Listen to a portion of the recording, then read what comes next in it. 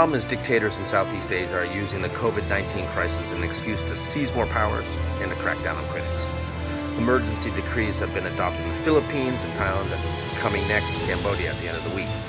The Cambodian Thai governments have been acting against any sort of online criticism by calling it fake news and using draconian laws to restrict it.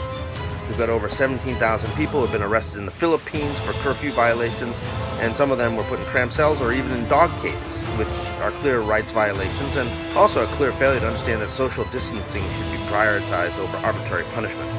Vietnam and Laos are harshly cracking down on dissidents, and we're expecting Myanmar will not be far behind with such rights violating tactics.